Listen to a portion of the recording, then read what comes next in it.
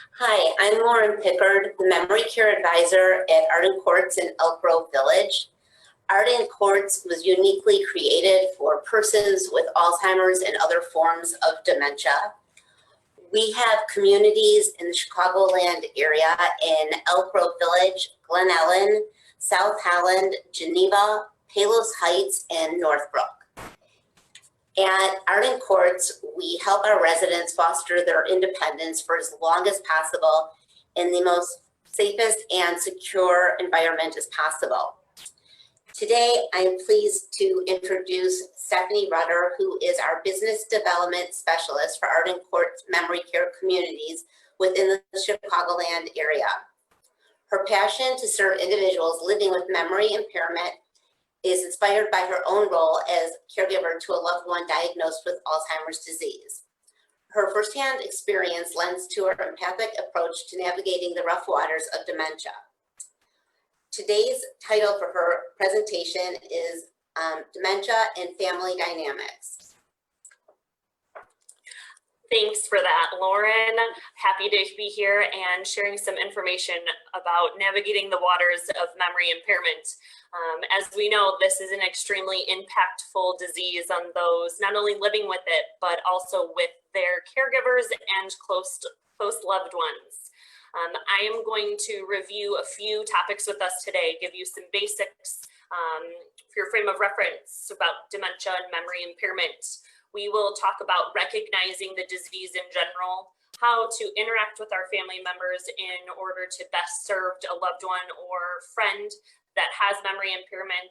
And finally, I'll leave you with a few resources and suggestions to solidify your family unit and interaction that you'll have together.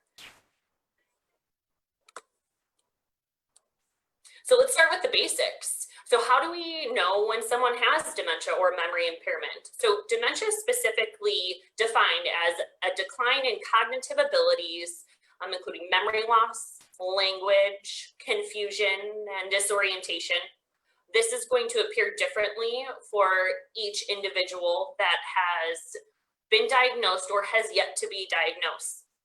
When we start to become concerned is when the loss of intellectual abilities becomes severe enough to impact someone's daily life in an occupational way, a safe way, or their ability to care for themselves and the environment they are residing.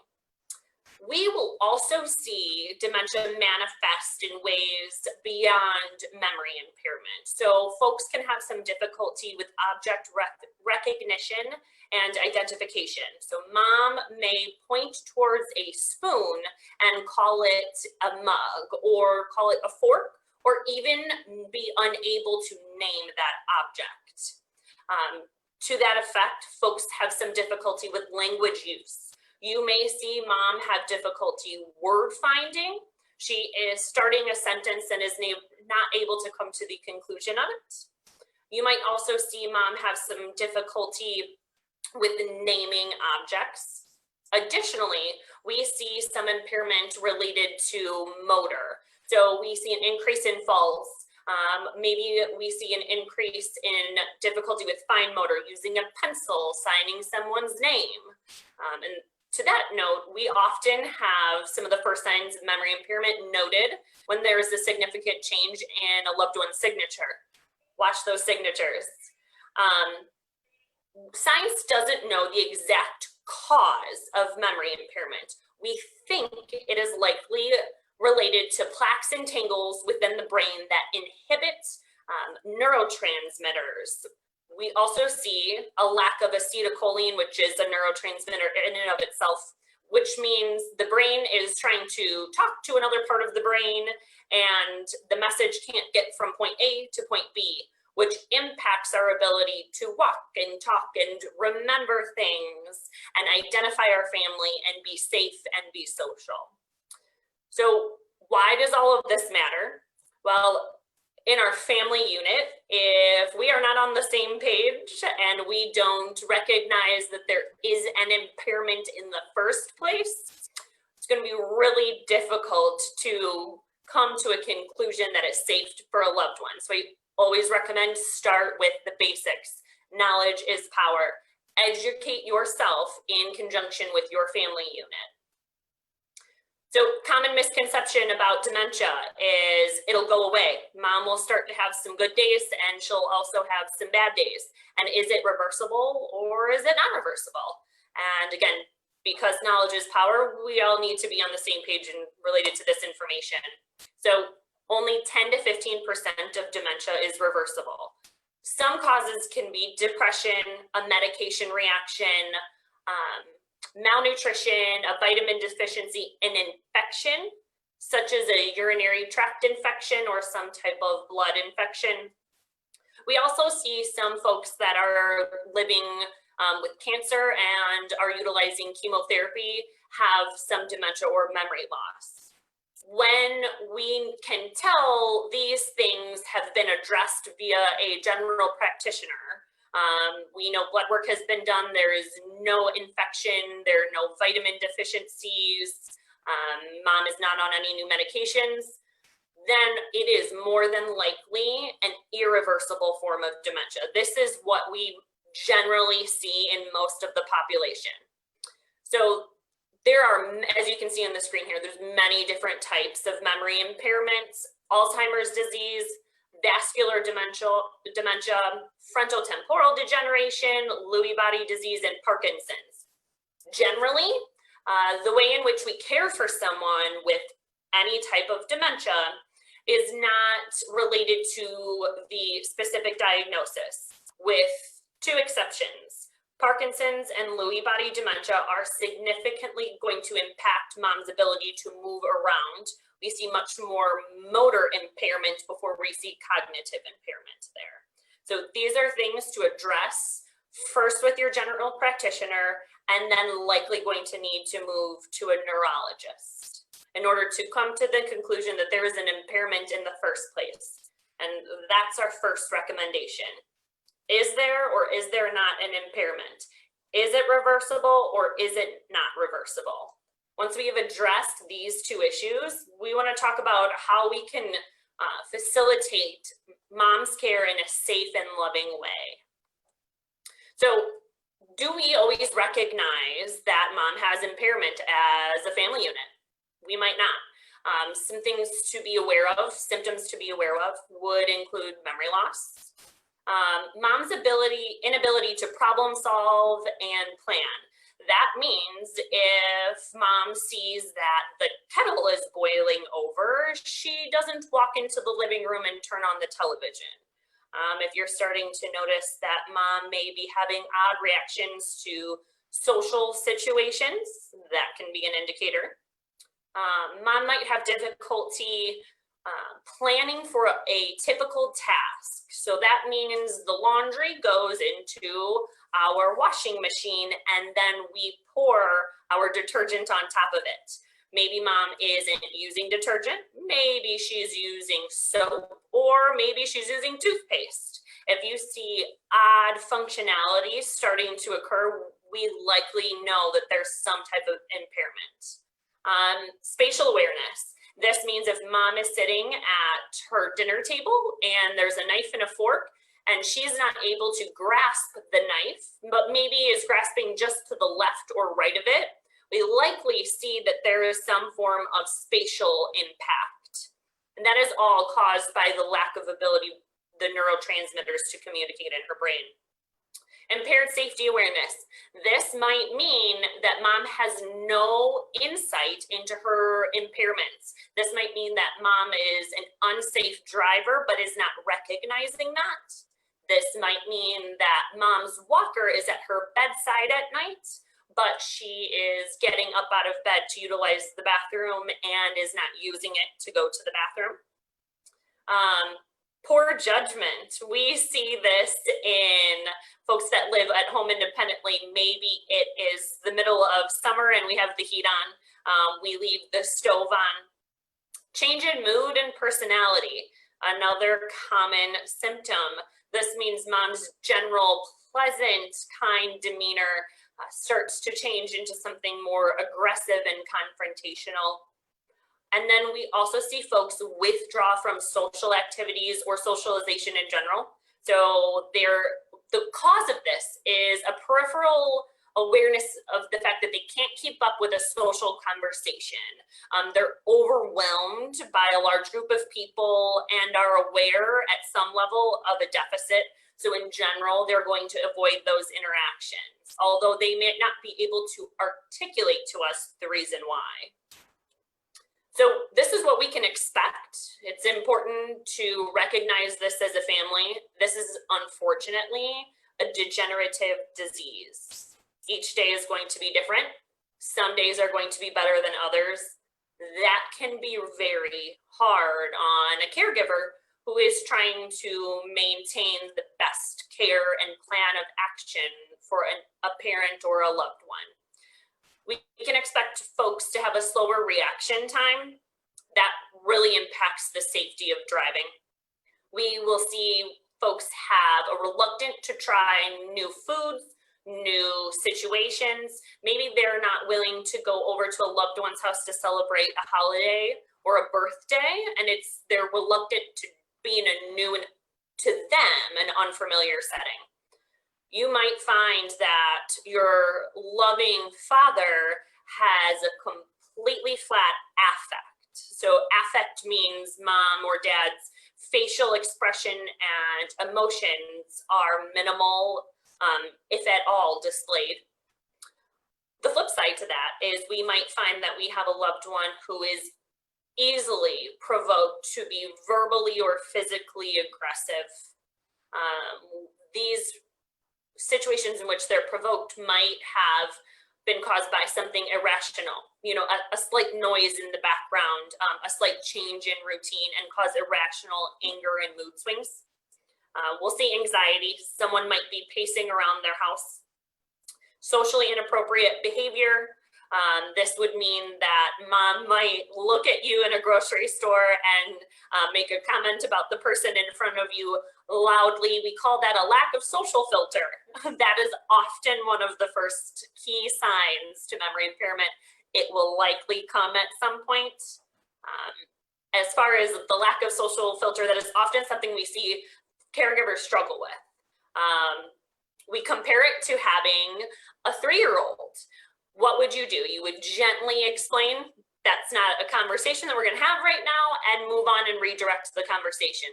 Same thing with mom. We might also see moms start to have something called a delusion. So that's believing a situation to be true when it is not, or a hallucination that's seeing or hearing or smelling something that isn't real. In response to those things, we need to live in our loved one's world. Arguing or trying to orient someone to reality is very ineffective and can cause some increased agitation. We might also see mom rummage pace or start to hoard objects. I think Lauren previously mentioned that I cared for a loved one it was a grandmother, and she would hoard pink sugar packets in her purse, and there were 25 to 30 of them at a time. We didn't try and remove them because that was extremely disruptive to her. And we just went with it because it was her reality and kind of like a security blanket to her. So when we know about some basics, we know what the disease is, what is going to happen, and we can start to interact with our family members in a healthy way. It's not easy. These are times of high stress. We also have many family members that are going to interact with us in a different way. So there are some key concepts that we need to be aware of in relation to dynamics within our family unit. First of all, we need to be aware that everyone has a different role within a family. Some families, there's going to be a parent involved, a spouse, an older child, a younger child, or an in-law. Everyone's relationship related to the person living with memory impairment is very different. There are previous roles that have predisposition to expectations. If there is someone in the family that has always been the captain of the team, that has always kind of taken control, maybe that's a sibling, and maybe it's the oldest sibling, or if there is a nurse in the family and maybe that person has always kind of handled all of mom's healthcare related issues. Additionally, kind of have to pay attention to society's norms, rules that govern the way we interact with each other and the way we expect others to interact. Often, a mother and a daughter will have a power of attorney, caregiver relationship. Maybe sons handle something more related to finances. That's what we typically see. And then you sprinkle in a parent versus a step parent. All of this is feeding into the ways in which we functionally or dysfunctionally work within our family unit. Higher levels of stress are going to cause changes to roles, both internally and externally. So additionally, we have found that currently this caregiver group we're seeing is part of a sandwich generation. This means these folks are caring for children as well as their parents. Within this generation, we see that women are 3 times more likely to worry a great deal about having enough time with their family or loved ones. 20% of women say they are happy with this generation, and more than 60% have said that they have difficulty managing stress compared to 48% of the general population. All of these statistics play into the dynamics that we feel within our families. So it's important to understand your relationship to your loved one and your siblings or a spouse or other caregivers' relationship with each other and to a loved one. So there was a Cleveland State University Sibling Study that was completed. The researchers showed that the strain of caregiving causes significant tension within a family. Old dynamics like an older brother and a younger brother start to surface due to the extreme times of stress. Often we found that sisters saw siblings as a team and expected coordination and cooperation, whereas brothers had a tendency to act independently and expected to negotiate directly with the parent while excluding a sister. So think about that related to someone that has memory impairment. It's hard to communicate directly with the person that has memory impairment because they have a cognitive issue. And while we want to keep them involved in their care, leaning into them for their decisional making capacity is going to be difficult. Sisters happen to be annoyed, and brothers seem to not understand sisters' irritation. When asked, brothers stated that they weren't doing much, but in fact, were able to cite many examples as to what they were doing to help care for a loved one, and it was outside of what they were communicating to a sister. So what does all of that information mean to us? It means that a sister and a brother are going to have a different outlook on their role in mom's care and her life in general. And this leads us down a family rabbit hole, to speak, of dynamics and stress. And at this point, we're kind of wrapped up in our own relationships with each other and aren't able to focus on mom, who's at the core of this conversation. Just interrupt you real quick. Stephanie, this is Jennifer. You have something in the middle of your screen that says move it away. I don't know if you see that. Doesn't like whatever it is by the, it says a few types and it's underneath it. Nope, I'm going back. Do you see it? Move this. Yeah, get rid of that, please. Thank you. I'm not quite sure how to do that. Okay.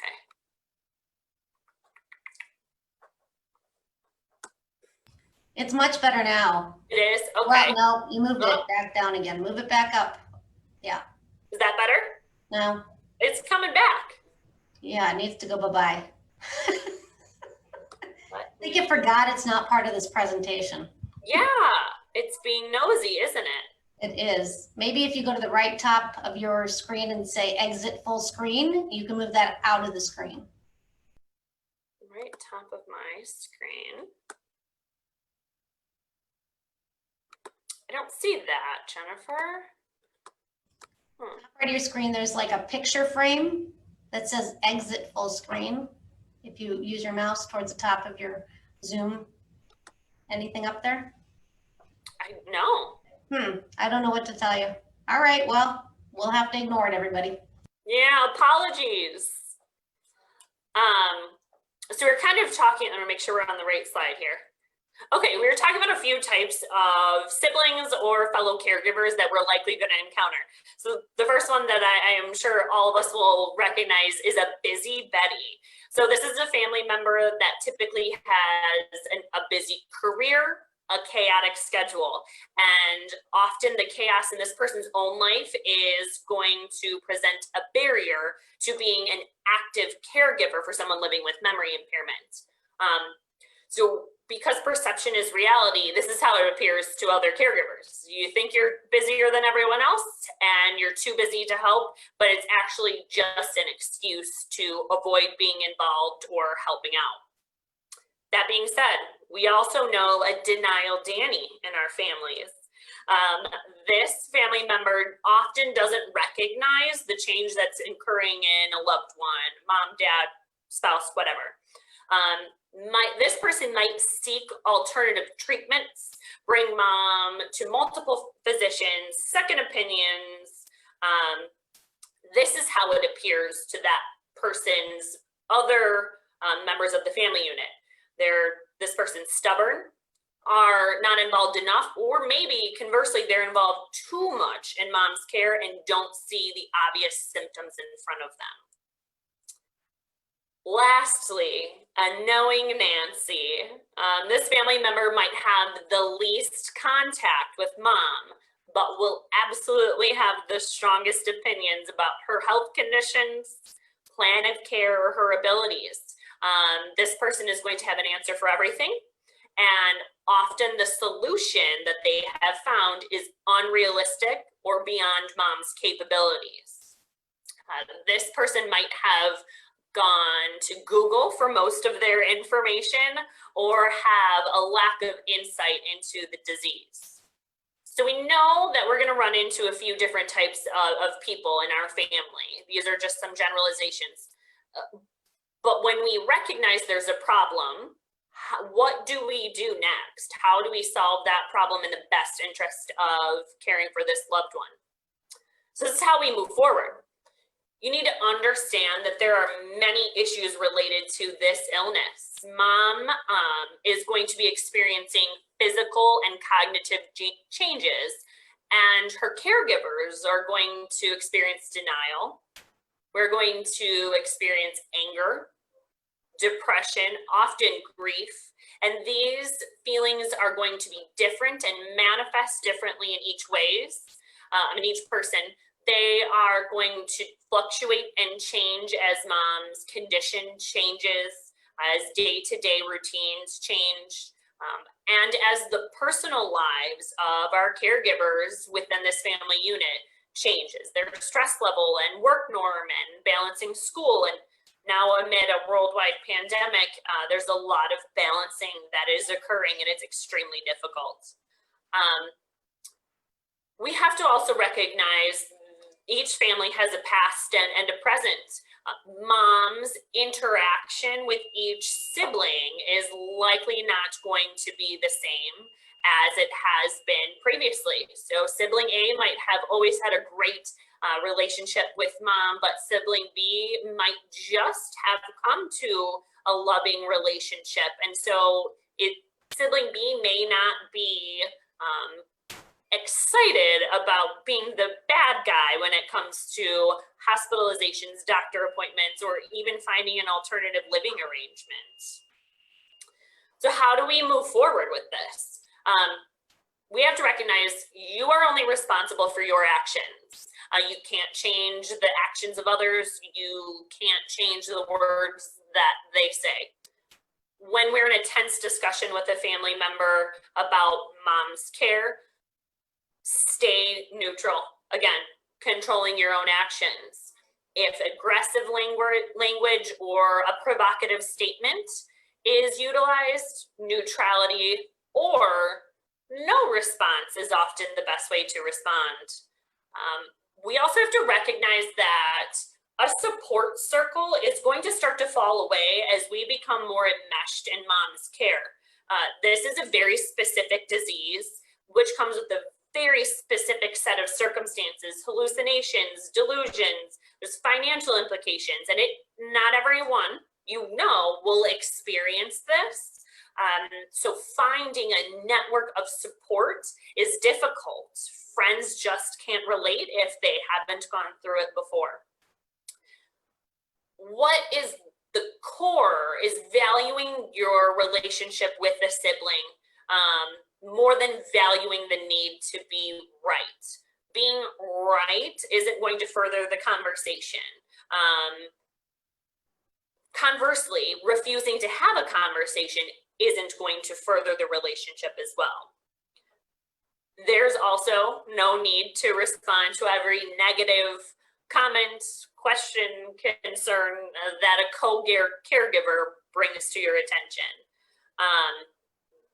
Often we'll get stuck in I shouldn't have to ask mentality. So if we view that a task on behalf of mom needs to be completed, we can become really frustrated if a sibling or a spouse isn't holding up their end of the bargain. We're almost keeping score. This is not a way that will facilitate positive interactions, and we're going to have to actively get out of that mindset. We have known a spouse or a sibling for a long time, so we have a tendency to anticipate how they may react. But we have to recognize a 60-year-old sibling is going to react differently than our 16-year-old sibling may have. But maybe we weren't especially interactive in the time in between, but this is a new normal for our family. Letting go of previous expectations is important. We also have to recognize that mom, who is at the heart of our care concerns, isn't perfect. Some of our inter-family issues may have been created by mom. Maybe mom has a loving, warm personality now, but for 30 years previously did not. We have to recognize that there are some siblings or co-caregivers that are not going to be able to make that adjustment or adjust to feeling positively about mom if their interaction hasn't been great for quite some time. We are going to experience mom telling brother something that she believes to be true, and then telling sister something else, and her stories might not match up. This is going to contribute to turmoil within your family. Often we see siblings start to fight over what is the truth and what's not. I think it's important to recognize that to mom, both topics, both conversations were the truth. This goes back to being right is not as important as valuing the relationship. Additionally, when the core of communication and the core of family dynamics starts with communication, how do we move forward? We have recognized that there are different personality types. We have now recognized that what topics and what thoughts and feelings can feed into everyone's different personality and thought process. But how do we keep the lines of communication open? How do we move forward? The first step, you need to have a family meeting with all family members. We are in a national pandemic, so thoughts would be a Zoom meeting, a conference call, some type of Skype, or socially distance with a mask in someone's driveway at your comfort level. If there's a family member that is reluctant or refuses to join, continue to extend the offer with no expectations attached. You need to continue the conversation related to mom's care, even if your brother is not going to join the conversation. At your first meeting, you need to set a schedule and talk about clear expectations with the family. Who, within those expectations, play to each other's strengths. Is there someone who is a nurse? Maybe that person can accompany mom to medical visits. Is there someone who works alternative hours? Maybe that person could bring mom breakfast in the morning if they're completing a shift at 7 a.m. As a group, compile a list of roles that need to be fulfilled. And one of the hardest conversations you will have as a group of caregivers and as a family will be deciding when it all will become too much. What does that look like for you? What does that look like for your family? Some examples: mom might become incontinent, which means that she might be unaware of her need to utilize the bathroom, might be unable to safely be left alone, might have an increase in falls. Talk through some of those scenarios with your family and come to a conclusion as a group ahead of crisis, so you are able to move into a next step as a family and with an understanding that we already have this plan in place. If it's appropriate, involve mom in that conversation.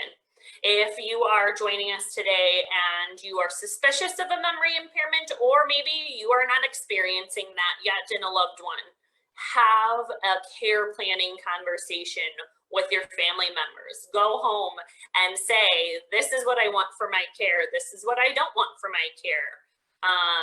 Have those conversations early on. And recognize there's going to be a disagreement among family members. So what does the next step look like to a brother might be different from a sister. Is it appropriate to involve mom in those conversations if this disease is fairly advanced? Does mom have impaired decision making? Does she have impaired safety awareness already? You know, we have to be conscious of that so as not to lean into her for all of the decisions that need to be made. Often we find that siblings, spouses, loved ones, family, friends don't want to be the bad guy when making care choices for a loved one. That is understandable. You're preserving your relationship with your loved one. We always tell families you're going to get the brunt of it, generally. That is why when we have a loved one or a family member move to a community, our experience with that person is often positive and different from the experience of those caring for him or her at home. And it's because we are not the original family unit. You know, you're more apt, even with an impaired brain, to lash out at your spouse versus a stranger. The best piece of advice we give to families is utilize the doctor as the bad guy. You find a person outside of the family unit to agree upon that will be the bad guy. Neurologist, physical therapist. Avoid trying to point a finger at a family member and come to that conclusion as a group. So I'm hoping today you're taking away from our conversation here together that this disease is hard to recognize at times. It's hard to predict and often unpredictable. There are good days, there are bad days. And the best way that you can address these times is coming together as a family, recognizing everyone's roles, and getting a plan in place moving forward. I would love to take an opportunity to thank everyone for joining us and answer any questions that might have come up during my presentation. Yes, Stephanie, here is a question for you. My dad has Alzheimer's. My mom, 83, is his caregiver. I live close and get called multiple times a week to come over and prevent him from leaving, going home. During the day, he is constantly packing. My mother insists on keeping him at home. I think I have convinced her to bring someone in to help. Is it better to bring someone in during the day until she gets used to a stranger in the house, even though the real need is in the evening and overnight? In response to that, it kind of brings up two questions to me. Is there a long-term plan in place? So if our goal is to keep dad in his home for as long as possible, some of that's going to be a conversation with mom. If what an immediate need would be to prevent, to keep dad safe. So I would facilitate a caregiver in the home during the day, maybe even in the afternoon hours, and bring that into the evening. Often we see a 24-hour caregiver at some point needed, but typically a 2 p.m. to 2 a.m. is what is common. Okay, I have a question. One of the things that come up is sometimes because it is a male individual with dementia, the families have a concern. They feel for dignity, they'd like to prefer to have a male caregiver, but we know that the family caregiver is usually a woman.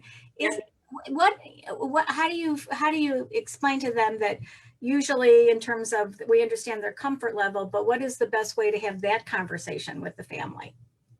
That's a really good question. So what kind of science indicates to us is yes, we understand the dignity piece, but it is the connection and the approach to the person with memory impairment that matters the most.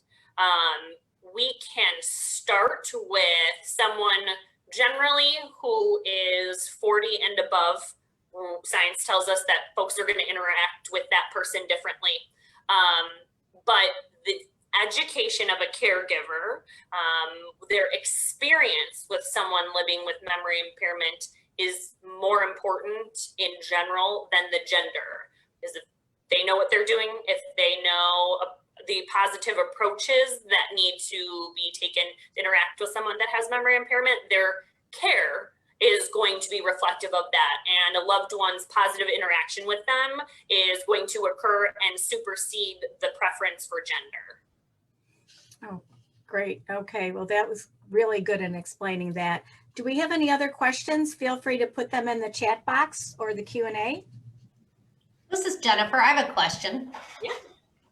Do you see most caregivers enabling their loved one with cognitive impairment to be able to live at home and hide their issues and basically cover for them more often than not?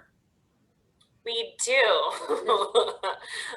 Yeah, we do see that.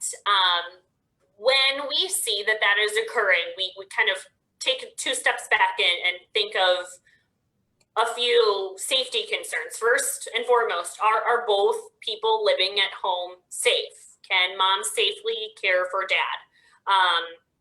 And dad is the one that has memory impairment. Can they coexist there, maybe with support, with gentle support? While not ideal, maybe that is something that occurs. However, if this is difficult for the family to discern if there's suspicion that that's occurring, what I typically recommend is starting to spend time, split, this task with each person individually. Take dad to your house for the afternoon, have a barbecue. Do the same thing for mom. So as a caregiver, you can kind of get a good picture of what's going on with each person individually without the other influencing that. Good answer. However, in saying that, what if they won't leave each other's side? What if, one won't admit they have issues and the other won't admit they have issues? Then I would say we go back to the pointing the finger. Can we get them both using what we call a therapeutic fib, which is essentially a good-natured lie in the best interest of someone who has a refusal to admit a deficit, whether they have impairment or not. Can we get someone like a physician, a visiting nurse, or a neurologist to either go to the home or go to a office and have that conversation? Can we pass the buck to someone outside of our family, even if both spouses need to go together for a formal evaluation? Okay, there are no more questions, so I'm just going to keep asking questions. Yeah. My last question is, how do you get the person with impairment to stop driving, even though they think they're the best driver in the world and have almost caused several accidents that you've seen? I have a lot of tips and tricks for this one. So we'll start with a resource. Mary and Joy Rehabilitation Hospital has a safe driving program. So mom or dad can be formally evaluated by an occupational therapist who will review whether or not it's safe. And that messaging will come from that therapist. Let's say there's a barrier to getting mom or dad or the unsafe driver to that location. My next couple tips are probably going to require some scissors or some wire cutters.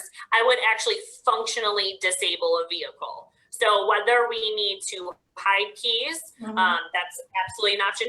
Did that for a family member myself. We also had a mechanic friend that we knew come and, now forgive me, I don't know what specifically he did to grandma's car, but it would no longer turn on.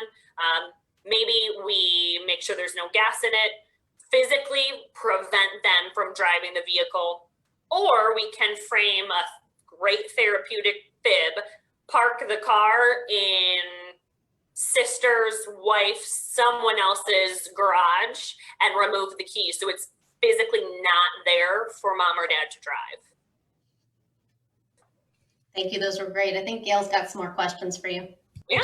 Yes. How can we best support our loved one with dementia while she is aware that she is declining cognitively and losing so much control and her independence? How can we help her feel in control? That's really hard. The early disease process can be extremely difficult as someone is aware of their deficits. The first option that comes to mind is a support group. Rush University has 2 great support groups facilitated by Susan Frick. I would Google I know they're virtual at this time. Even if the person, your loved one, may not be able to participate in it, great if she can. If she's not able to, actually physically being part of a group of people experiencing some similar symptoms may be of benefit. And then I would tell you to maintain this person's independence as much as possible. Ask for advice, things that are going to come naturally from 20, 30 years ago. A recipe, ask them to taste foods, help clean safely, help do laundry, and empower them to be part of everyday life, but it's going to be needed to be facilitated. Okay, great. Here's a couple of other questions. How do we keep loved ones from making excuses, getting them to move or get help sooner? You can.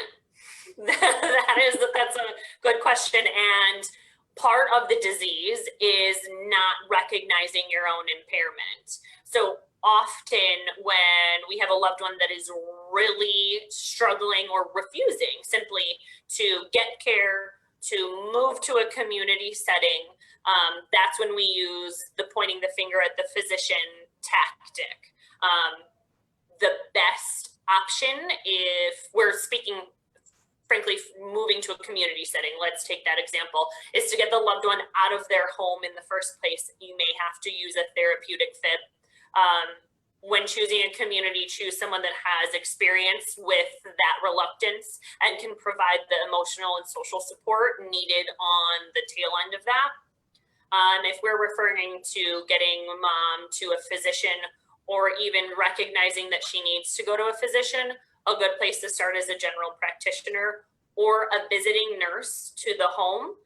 There's a lot of care agencies that can have a doctor or an NP come out to the home, can do a general well check, and start a conversation there. And you're also getting mom evaluated at the same time. This one also is when one loved one is keeping the other from being social, taking all their time, how can we get help to get them some socialization? And I know, of course, during COVID, this is a lot more challenging, but do you have any suggestions for that?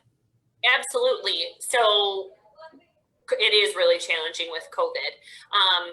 There are a lot of apps that we can utilize that are friendly for folks that have memory impairment. If you actually just go on a Google search, you can find 3, 4, 5 examples of them. I would say that no, that's not in-person socialization. However, it's still brain stimulation. Find those apps, set up someone that has memory impairment with those. And that's kind of when we recommend dividing and conquering. For that time, that's screen time for a loved one that is having some memory impairment. The other spouse, maybe they can be taking a walk, laundry, tasks like that. They can be doing something productive. And then we kind of split roles. One person gets social interaction with the family member or caregiver, and the other person is able to utilize some form of screen or just proper like functional time, like grocery running, orientation, things like that. Okay. Also here, Elaine was kind enough to put some information in the chat box that Alexian Brothers Medical Center in Elk Grove also offers neuropsychological driver's exam. So thank you for that. Amazing. Great. Yeah. And then Joanne, I'm not sure about the title of the second reference listed. I'm not sure what you're referring to. If you want to type in the chat box, which second reference listed, what that was. I think it's the one listed on her slide right now that doesn't have a title, it just has the authors, maybe? Oh. Is that Ori Hoffman, E 1999? Is there a title? That was an article. You know what? I don't recall the title off the top of my head, but if someone would like to review it, I can find the link and maybe get that to Jennifer and she can share. Sure, that'd be great. Yeah, that's fine. Yeah. That'd be great. And Stephanie, can you also please put your contact information in the chat box for all our attendees? I sure can.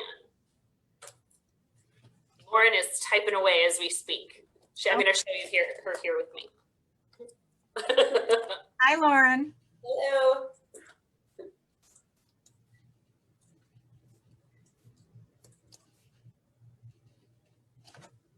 There was such great information. I actually put a lot of notes in here. I absolutely love the one about for our network of support. That was a lot of information, and also the families where you're giving them lists of things to do with expectations. It was so helpful.